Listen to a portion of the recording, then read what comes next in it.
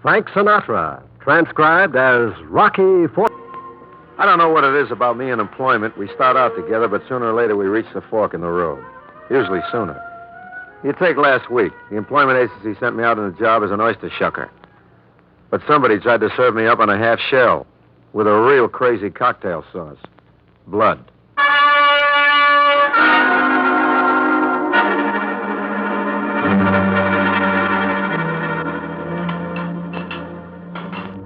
Pardon me, is this the 50 Fathoms clam house? Yes. Is there something I can do for you? That's the best offer I've had all day.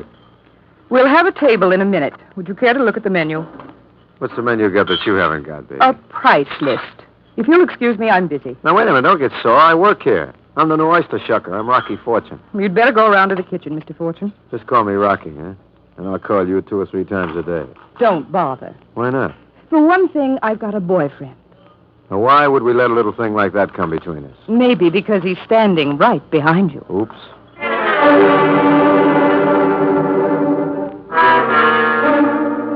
He isn't exactly standing behind me. It's more like all around me.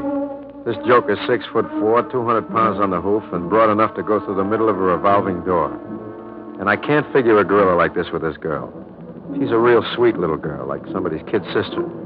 Only she's wearing a knit dress, and she's got a figure that's giving the warp and the woof a hard time. I get a glimmer when she introduces me to the bruiser. Mr. Fortune, this is Mr. Barney. He's the manager. All right, Fortune, get back to the kitchen. I'll give you a personal introduction to a barrel of oysters. This way. Hey, Fortune. Yeah? Stay away from Iris. Who says so? I say so. Now, here's your counter. Shell's in a garbage can. And this is the oyster knife. Right. And just so as we don't misunderstand each other, I'm very serious about Iris. Very serious. Hey, look out with that knife. You understand, Fortune? I got an inkling. Now get to work and shuck them oysters.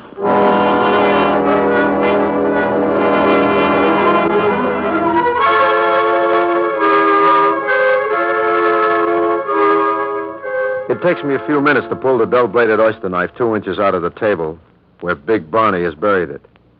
About this time, Ferdinand the waiter drifts in the door. Ferdy's a little wispy guy who looks like the mechanical rabbit the greyhounds chase at the dog track. A dozen cherry stone. Hey, who are you? Rocky Fortune. I'm the new oyster shucker. What happened to Herman? Maybe he got washed out with the tide. Hey, pal, when do I get something to eat here? Didn't you get some supper? No. That Barney, no consideration. Look, I'll fix you something. I've been looking at the menu. How about the swordfish? No? To my best friend, I wouldn't recommend the swordfish. Not tonight. Ferdinand! Yes, sir? Mr. Abenaki's coming in. Excuse me. Hey, Chief! Give me 2 double shrimp cocktails, a crab meat salad, lobster gumbo, a bowl of Boston, a bowl of Manhattan, and a bucket of lobsters. What do you got out there? Rotary luncheon? No, just Mr. Abenaki.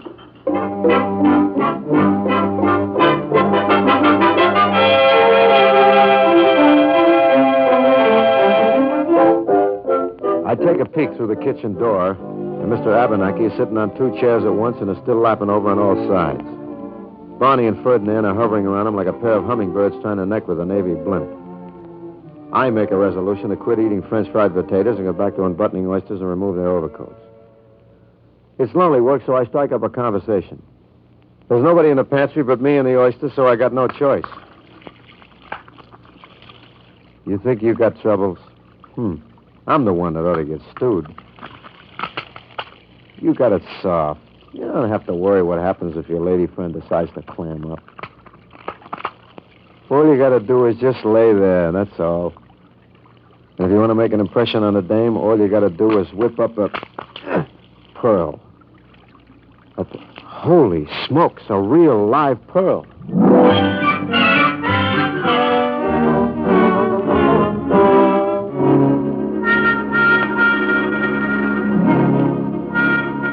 It's a real live pearl sitting in the middle of that oyster staring up at me with its one beautiful beady eye.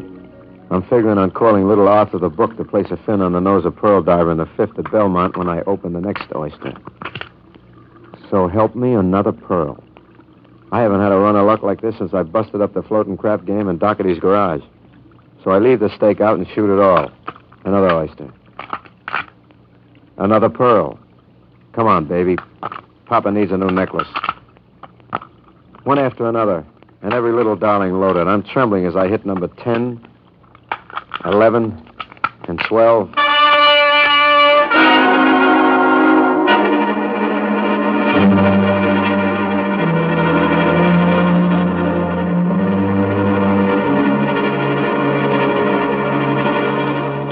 Great big fat pearls in my hot little hand, and all mine.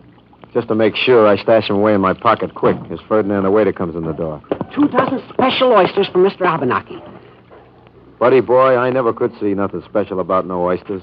It's like eating a clammy handshake. Get 'em up, and I'll pick 'em up on the way out. The specials for Mr. Abenaki come out of this barrel. And don't shuck 'em. He likes them open at the table. He says it improves the flavor. Yes, sir, Sergeant.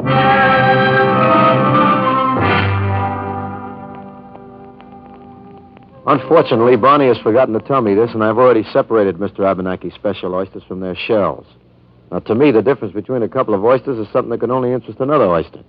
So I fill up a plate from the regular barrel. This, it turns out, is a mistake. Through the doors, I hear Mr. Abenaki sounding off like the bullhorn on a big mow. Barney! And Ferdinand comes flying back like a scared pigeon. What happened? What happened to the special oysters? Who is responsible for this? Please, Mr. I Abenaki. paid for special oysters, shipped in just for me, and what do I get? Call these oysters? These miserable, scrawny blobs. What happened to Mr. Abenaki's oysters? You, Fortune. Me? What happened to the specials? It was just a little mistake. A mistake!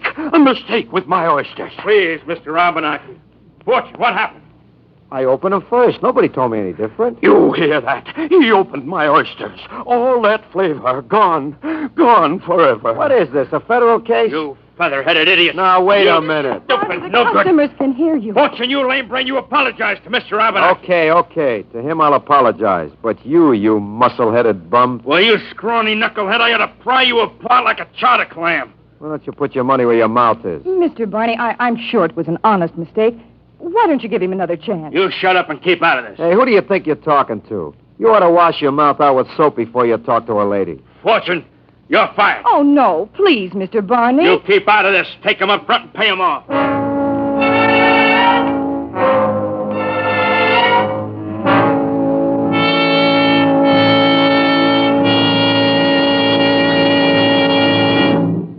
Iris fishes me a couple of bucks out of the register.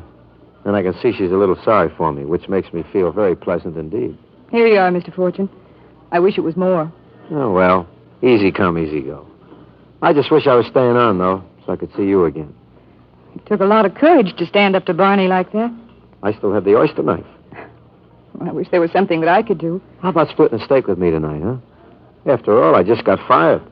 Then I shouldn't be left alone with a knife. Well, I suppose it's all right. Meet you when you get off. Is it a date? All right, Rocky. I'm off at 9.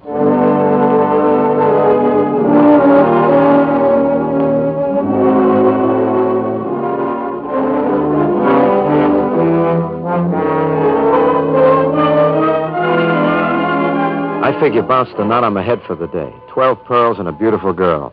This is better than a daily double. It's about 8:45 when I head out the back door. It's a very cozy neighborhood. You could sometimes go as far as a block without stumbling over a drunk or being mugged for a pair of clean socks. So I'm not too surprised when an arm whips around my neck and I cease breathing until further notice. Don't say a word. Who can talk? This ain't no briar pipe sticking in your back. Okay. Hand them over. Anything in particular? You know what I'm talking about. Hand them over. Mac, this may make me seem a little slow, but I haven't got the slightest idea what you're talking The about. pearls, wise guy, the pearls. You got them. Oh, them. Didn't your mother ever tell you it ain't polite to shortstop? Now pass them over. They're mine. I found them. Okay. Hand them over.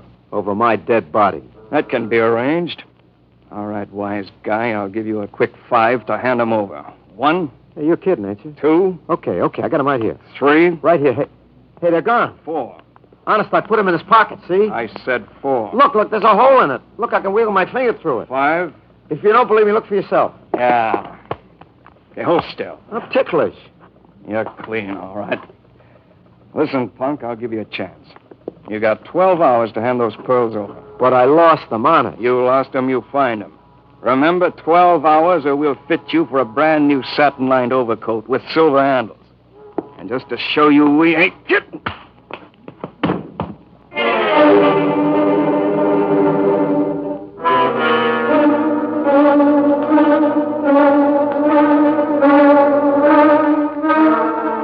20 minutes later, the world slows down to a gentle spiral. Some other bum has rolled me for 38 cents in change, a subway token, and my shoes. I paddle around to the avenue with my bare feet, and I find Iris waiting in front of a drugstore looking like Hurricane Barbara, about to hit the Atlantic coast from Block Island to Cape Hatteras. Rocky, this is not the kind of a neighborhood where a girl likes to wait for... What's the matter? You're limping. I stepped on a live cigar butt. Well, you're barefoot. Where are we going, to a square dance? Look, honey, I'm afraid our date's off. Why? I got to attend a funeral. Whose? Mine. What are you talking about? There seems to be a difference of opinion about some pearls. I told the guy I found them, but he couldn't see it my way. You found some pearls? Yes. Where? Where else? In an oyster. 12 of them. You found 12 pearls in one oyster? No. One each in a dozen. How's that for luck? Nobody's that lucky. But now I can't find them. I got a hole in my pocket. I must have dropped them. Oh, that's terrible. You don't know the half of it. The guy who just slugged me gave me 12 hours to cough up the pearls, or else. A particularly nasty else. Oh, well, then we've got to start looking for them. Right now. Right now, I'd rather look for some shoes. A guy can get athlete's foot this way.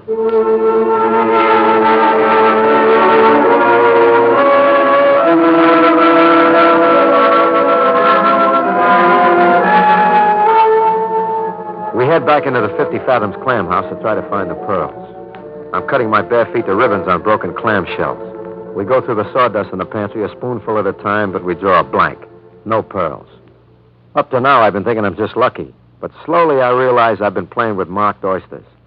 I figure them pearls must be hot as a tin roof in August. Rocky, what happens if we don't find them? They might kill you. Yeah. I was thinking that was a possibility, too. Well, where else could you have dropped them? Was there anything on the floor, a garbage can or something? Wait a minute. There was. That little barrel that Mr. Abenaki's oysters came in. It was right by this stool. Maybe the pearls dropped in it. But the barrel's gone, too. Of course, they pick it up at night and take it back to the oyster boat. Can you find out which boat? I know. I sign the receipt every day. It's the Polly B at Pier 22. Oh, Rocky, do you think the pearls could still be in the barrel? Well, I got a hasty feeling I'd better find out. Anyway, if Abenaki's oysters came from that boat, then so did the pearls. Rocky, I'm going with you. Now, look, honey, it's going to be dangerous and dark down on the dock. You'll be there. I know. That's what frightens me. Well, come on. Let's head for Pier 22. And if I don't find the pearls, well, at least it's a good place to jump off.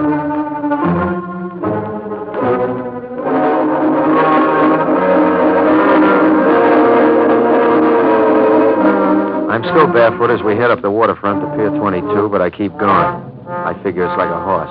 If I pull up lame now, I'm a cinch to get shot. Pier 22 looks like the spot where Henry Hudson dropped his anchor on the first trip. There's a crap game going on in the dock office. We wait until somebody makes a four the hard way and slip through in the confusion. The oyster boat is halfway down the pier, and we go aboard. Don't trip on them ropes. Isn't that the barrel? Right there? That's it, all right. I'll tip it up to the light. Empty as a pocket before payday. Oh, Rocky. I wonder where the elephants go to die.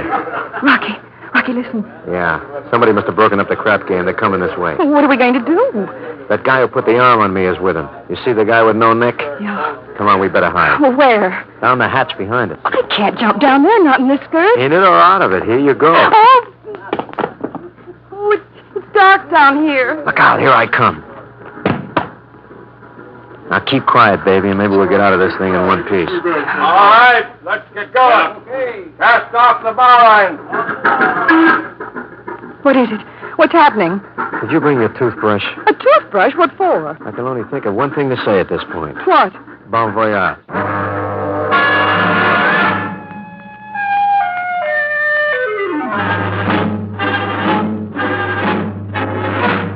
The Polly B is definitely not in the Queen Mary class.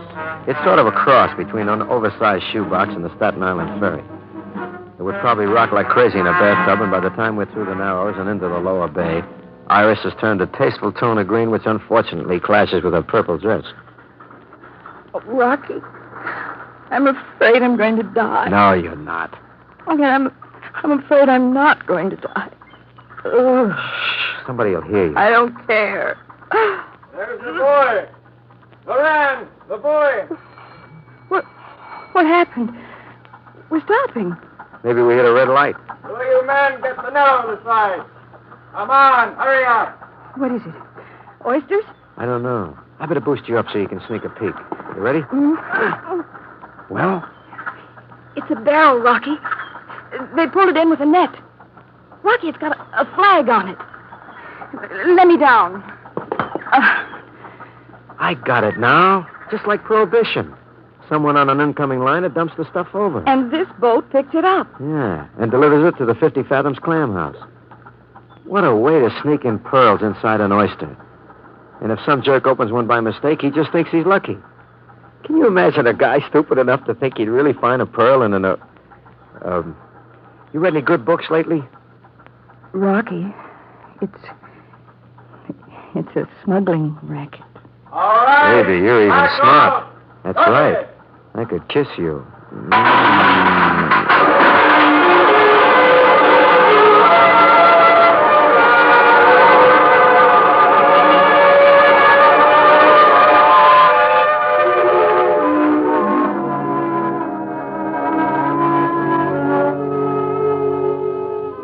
I have my eyes closed and my mouth puckered when the roof falls in. And I find myself kissing a 30-pound flounder, which is part of a load of fish dumped in on top of us.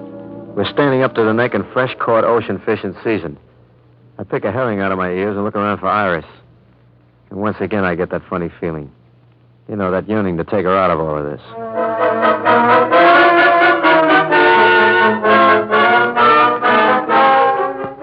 The Polly B makes it back to the pier in blue ribbon time. And when the coast is clear, Iris and I climb out of the fish and shake off the scales. I've got a smelt in my pocket and a certain air about me. Ooh, I can't even stand myself. I think it's invigorating. Rocky, you know it's clear.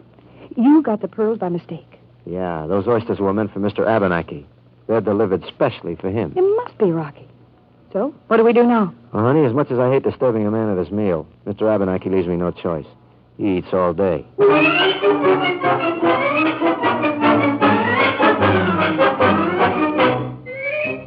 However, there's a limit to how long a dame can wander through town with seaweed in her hair and a strong suspicion that barnacles have set in. So Iris heads up to her apartment to change. I figure I might as well head over to the clam house to do a little digging on my own. It's midnight now, and Ferdinand's in the kitchen when I get there. Say, what happened? You jump off the ferry? Never mind. Listen, has Abernathy still got his nose in a feed bag? He's on his Demetas. Demetas? Yes, he has to watch his weight. Look, Ferdinand, about those special oysters. Mr. Abernathy never has them open in the kitchen, right? Right. He's a very particular man. He wants to make sure all the flavors locked in. I'll bet he does. Ferdinand, this may come as a shock to you, but something tells me Mr. Abernathy is playing puss in the corner with the United States Custom. Not to mention the cops from the country where the stuff was originally heisted. The stuff? The pearls. I found a dozen of them in his oysters. I can't figure out where they went to, though. You lost them? Yeah, through a hole in my pocket. I was leaning over the counter right here. Now, they could have rolled along, but I didn't find them on the floor. They should have dropped right down here like... Who put that bowl of soup on the stool? I did. That's Mr. Abernathy's oyster stew. I always leave it there till he's ready for it. You do? Yes. Did Mr. Abernathy have oyster stew tonight? Sure. He has a couple of bowls with each meal. Ferdinand, I got to make some phone calls to the cops for a squad car and the Bellevue Hospital for a stomach pump. You mean Mr. Abernathy is a smuggler? Somebody around here is, and he looks like it. I'll let the cops nail it down. Well, that's too bad, isn't it? About Abernathy, why? He deserves what he's got coming to him. Yes, but I'm afraid you don't. Now, please put up your hands, Mr. Fortune. You see, we wouldn't want the police around. The clam house has to think of its reputation. But... Your gun is loaded. Barney, Sure, boss. take this gun and keep him covered. With pleasure. Then it's you. I suppose it is. Barney, could Captain Duran arrange a special trip on the Polly B? Easy. Well, we'll have to be careful where we drop you. It wouldn't do to spoil the oyster bed. Mr. Abernathy wouldn't like it. Couldn't you just maroon me on a desert island? Please, Mr. Fortune, be practical. Now, we're going out through the kitchen door. Barney, you go first. Sure thing, boss. Coast is clear. Barney, what happened? Probably this. Rocky? Rocky, you all right? Sure, how's Barney? Oh, he's out cold. What did you hit him with? A frozen flounder. You know it was Ferdinand all the time? The waiter? Sure, he got to the oysters before Abernathy. That reminds me. Where are you going? To call the cops. I got to tend to something.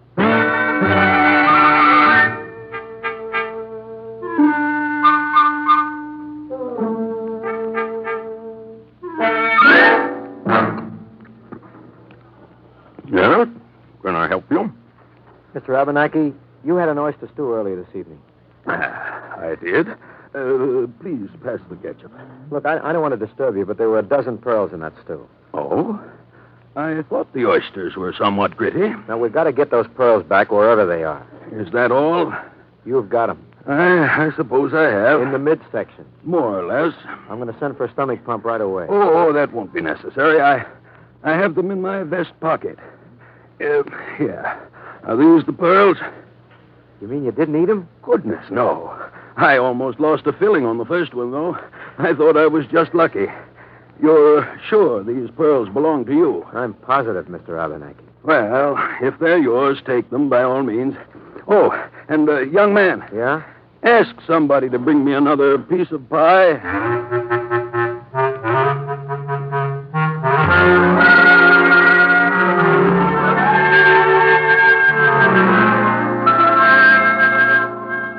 Somebody else gets the pie.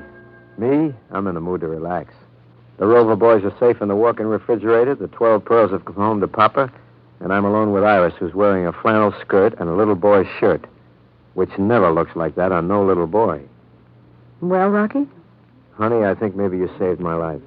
Would you like to claim a little reward? What kind of reward? Come here. Mm-mm. Closer. Mm-mm. Baby, I've got something for you. Here. The pearls. Well, honey, I've got something for you. Yeah? What? A property receipt from the U.S. Customs Department. You're a... Cop. Good night, Rocky. Good night.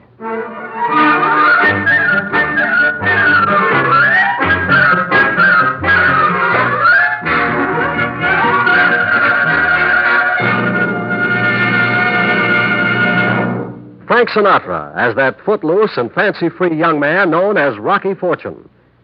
Others in the cast included Lynn Allen, Jack Crucian, Jack Nestle, Lou Merrill, and William Oyster. Andrew C. Love directed. Eddie King speaking. Now here's Frank Sinatra to tell you about next week's transcribed adventure. Morning and find out you were somebody else.